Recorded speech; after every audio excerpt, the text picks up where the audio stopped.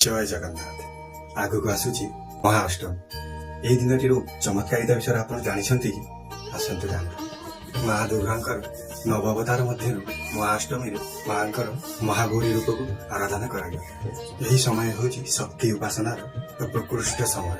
ପୂର୍ବ ଅବତାର ଗୁଡ଼ିକରେ ଯେଉଁଠାରେ ମା ତାଙ୍କର କାତ୍ୟାୟନୀ ଓ କାଳରାତ୍ରି ରୂପେ ନିଜର ଉଗ୍ର ରୂପ ଦେଖାଇଥାନ୍ତି, କିନ୍ତୁ ଏହି ରୂପରେ ମା ଅତ୍ୟନ୍ତ ସ୍ନେହମୟୀ ଓ ସଦାପୂର୍ଣ୍ଣତା ଅବତାରରେ ମା ତାଙ୍କର ସନ୍ତାନମାନଙ୍କୁ ଅତ୍ୟନ୍ତ ସ୍ନେହ, ଶ୍ରଦ୍ଧା ଓ ଆଶୀର୍ବାଦ କରିଥାନ୍ତି। ତେଣୁ ଏହି ରୂପରେ ମାଙ୍କର ଆଶୀର୍ବାଦ ପାଇବା ଅତି ସହଜ ହୋଇଥାଏ। ଥରେ ବିବେକାନନ୍ଦ ତାଙ୍କ ଉପଦେଶରେ କହିଲେ, ଯେତେବେଳେ ଆପଣ ସବୁଆଡୁ ନିରାଶ ହେଇଯାଉଛନ୍ତି ନା, ସେତେବେଳେ ମାଙ୍କ ଶରଣଗାମୀ ହୁଅନ୍ତୁ। ମା ନିଶ୍ଚିତ ଶୁଣିବେ। ଆୟୁ, ଧନ, କର୍ମରେ ମା ସମସ୍ତଙ୍କୁ ଭରି ଦିଅନ୍ତୁ। ଏହି ମହାଅଷ୍ଟମୀରେ ଆସନ୍ତୁ ମାଙ୍କ ନିକଟରେ ଏତିକି ପ୍ରାର୍ଥନା କରିବା।